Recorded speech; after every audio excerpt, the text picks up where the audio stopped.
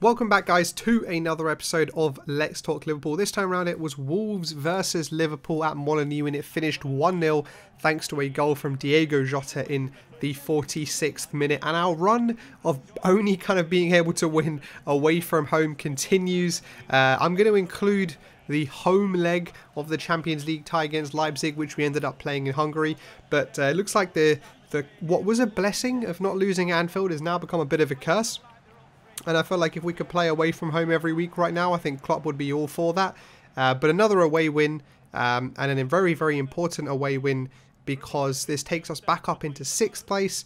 I still think the top 4 will be a bit of a reach, but it puts us in the mix. And that's all that I think we can really ask for. And hopefully over the next 4 or 5 games, we start to get a couple of players back, people like John Henderson, who can hopefully slot into the midfield and help us just propel and get that, hopefully a good run of games going, that should hopefully give us an outside chance of squirming our way into the top 4. But just before we get into the analysis of the game, want to give I guess my thoughts out to Rui Patricio. For those of you guys who watched the match or seen what's happened online, he had a very nasty collision with Connor Cody, and there was a long 10 or so minutes concussion protocol, after which he went off on a stretch. Now obviously Wolves have been, quite significantly impacted by a similar injury with the Raul Jimenez one against Arsenal earlier in the season, and it's really sad to see it happen, one again to another Wolves player, but to a very good goalkeeper. And yeah, it's just kind of sad that it happens to Wolves again. But hopefully he's well. At the time of recording this, it's not known kind of how bad the situation may be, but hopefully, touch wood, everything's okay, and we see him playing football and starting for Wolves again very soon. Going into the game, sorry, there was, I guess the team, from a Liverpool perspective, there weren't too many questions about. I think the team pretty much picked itself based on the Leipzig performance. The Leipzig performance was really good, with the major difference and change being, and something that, if you guys have been watching Let's Talk Liverpool, I've been calling for, was to get Fabinho back into midfield. Because everything about how Liverpool play and why Liverpool have been so successful, and I've said this in many episodes, is balance. And I feel because of the injuries and because of the different players playing out of position and all that type of stuff, the balance has been just destabilized in terms of the team over the past, pretty much the majority of this season, which I think I would attribute to a lot of our poor performances. And the reason we find ourselves in the situation we're in. But yeah, as I said, the team was pretty much going to pick itself after that really good performance against Leipzig, with Fabinho continuing midfield, Nat Phillips and Ozan Kabak at the back. And it looks like, unless, touch wood, again, anything crazy happens, that centre-back partnership now of Nat Phillips and Ozan Kabak will be the one that takes us through to the end of the season, hoping they can stay fit. But the rest of the team kind of pretty much picked itself. Obviously, in the last Premier League game, against Fulham, there was a number of changes that Klopp made, which, in hindsight, obviously wasn't the right decision. At the time of which it happened, it didn't feel like the right decision. But anyways, we were back to the full strength team today, which was good. Obviously, with the still omission of Roberto Firmino, who was out through injury, with Diogo Jota starting up front.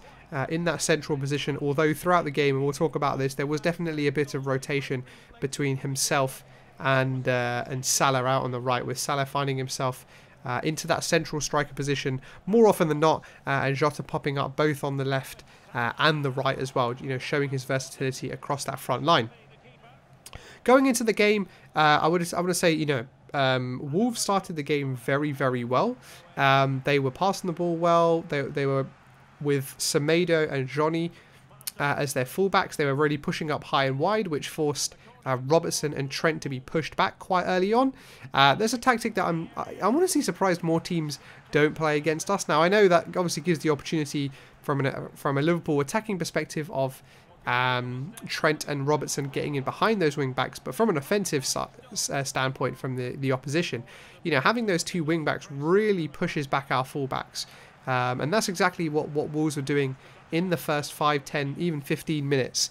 And that was all already down their right hand side or our left with Nelson Semedo. He had a shot on target. In the first 2 minutes, he had a cross came in for Adama. It was spilled by Alisson, and Alisson seemed to appear like he just took out Nelson Semedo, but the referee, for some reason, be it early in the game, be it maybe he thought Alisson's momentum took into him, I don't know, whatever reason was given, but the penalty wasn't given and we were moved on. And this, for me, it might be strange, you're thinking, me as a Liverpool fan, why would I say this? But this is an example where I actually think a penalty should have been given, and I think a really useful piece of insight both to fans as well as actually to the people that make these decisions is actually broadcasted and transmitted referee communications. So referees explaining, because there was no VAR having a look at this. It was once the referee made his decision, that was kind of it. And it would have been very interesting to hear the communication that happens, one by the on-field referee explaining why it wasn't a penalty, but then also, and probably more importantly, from the VAR, who have not the intensity of the game and can sit there and analyse it to understand what their rationale is. And I feel like that's one of the big things that's missing really with VAR at the moment, that no decisions seem to be based on any rationale, and that's what's leading to pundits, to the media, to fans coming up with their own explanations as to why things either were or weren't given.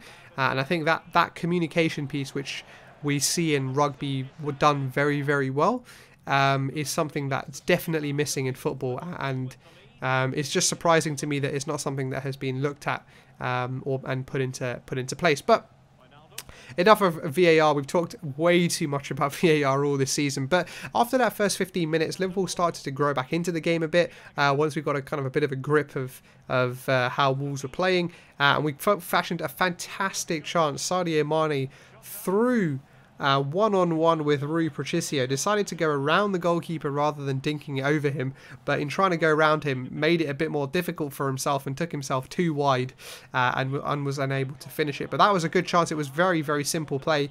And sometimes I feel like we don't overcomplicate things, but we kind of go to our tried and tested, which is to always go out wide and attack from basically outside in, whereas very rarely do you see us playing a through ball through the middle of the pitch, and that's something that Sadio Mane chance in the first half showed how effective it can be. Plus you always have the benefit of, once you're playing in a player in the middle of the pitch straight down, they're right in front of the goal, and the chances of scoring or setting up a teammate hugely increased just because you're in front of the goal.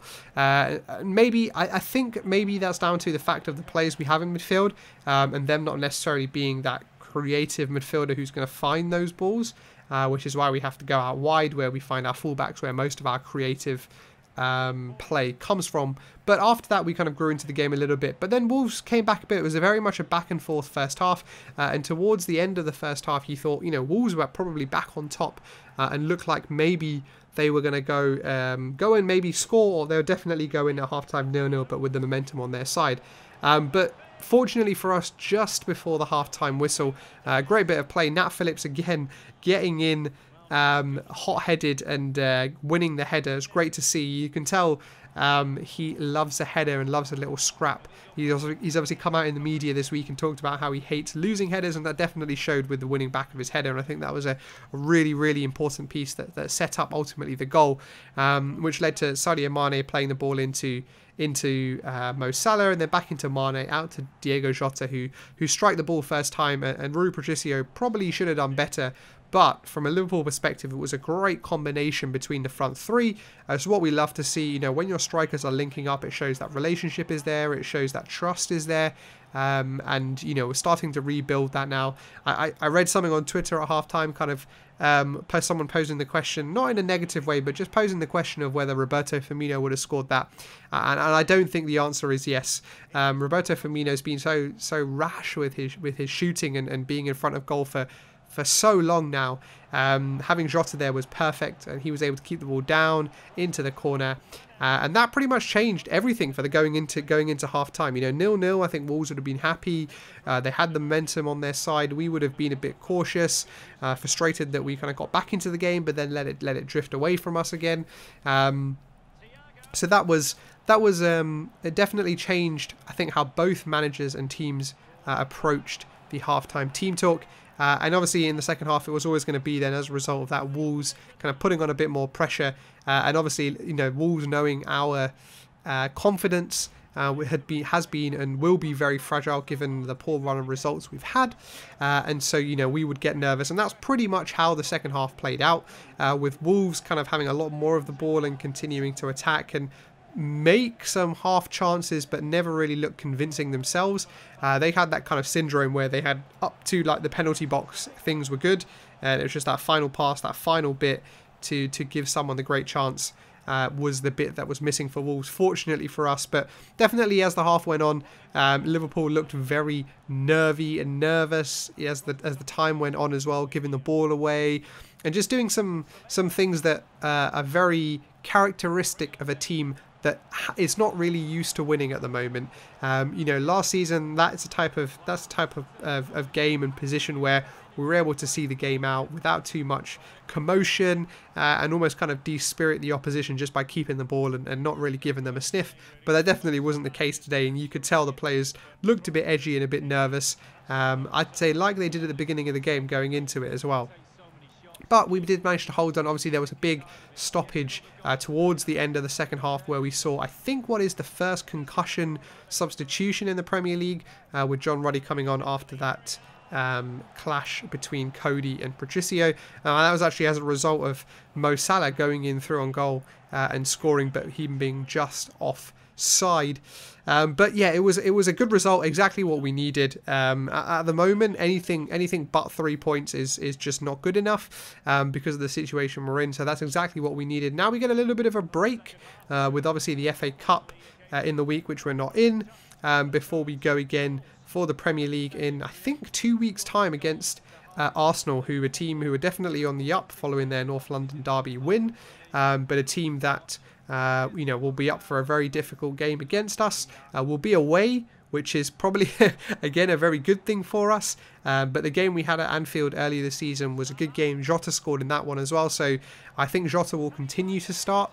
And the shout out to Klopp, I think, is to not really change anything. I think if Firmino comes back into fitness, would be to keep him as maybe an option off the bench, but definitely Diego Jota's got to start and Fabinho's got to continue holding his place down in the midfield, because, as I said, that balance just worked really well. I still think the Thiago conundrum is one that still remains unsolved. I think the midfield looks a lot better with Curtis Jones in there instead. And I'll be interested to see whether Klopp trusts someone like Curtis Jones in a big game against Arsenal, or whether he reverts back to someone like Thiago, who can maybe doesn't have the best of games, but can maybe make that one pass or something that opens up a chance, or gives one of the front three that opportunity in front of goal. But the man of the match for me, I'm going to give it to Trent. I thought he was fantastic, just defensively and attacking wise as well. I thought he was really good, and he's come through a rough patch over the past couple of weeks. He kept believing in his ability, and he's played through it, and he had a very good performance today, so fair play to him. Jota was up there as well. But that's it for this episode, guys. I hope you enjoyed this one. I have missed a few episodes, but we'll be back now consistently on Let's Talk Liverpool. But thank you all for watching. Make sure to subscribe if you're not already, and I'll catch you guys on the next one.